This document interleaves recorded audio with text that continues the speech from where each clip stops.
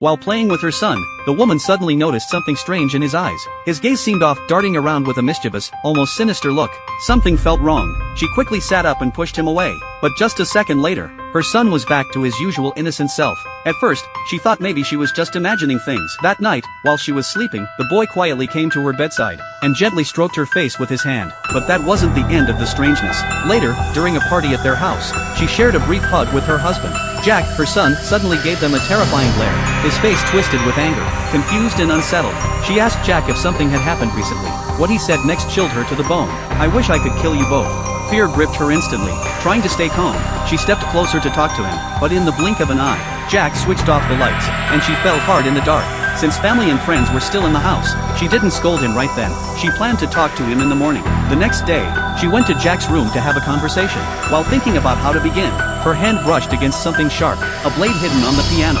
She was shocked. Someone had placed a razor on the keys. It had to be one of Jack's pranks. Furious, she stormed off to find him, but before she could, she heard Jack calling for help, his voice echoing from the basement. Without thinking, she rushed downstairs. There, she found Jack curled up in a corner, his limbs ice cold. Assuming he had a fever, she carried him upstairs and frantically searched for medicine, but while checking his drawer, she found something even more disturbing, the clothes she had lost a few days earlier. Panic rising, she grabbed the thermometer and went back to the bed. Just then, Jack started muttering incomprehensibly. She leaned in to hear more clearly, but suddenly, Jack's eyes snapped open. The shock made her explode with anger. She stormed out, ready to discipline him, but as soon as she entered the living room, she saw a shattered picture frame on the floor. She cleaned it up and kept searching for Jack. Suddenly, he jumped out and startled her. That was the last straw. She chased him into the backyard, but tripped and fell.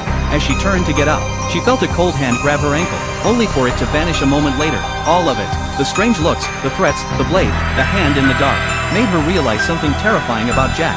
She told her husband everything, but he brushed it off, saying Jack was just going through a rebellious phase, and that she needed to show him more care. That night, she had a horrifying nightmare. In it, the same hand she'd seen before held a knife, and stabbed her again and again. She woke up with a scream, heart pounding, but the most terrifying part? There was a real cut on her pajamas. Her nightmare had become real.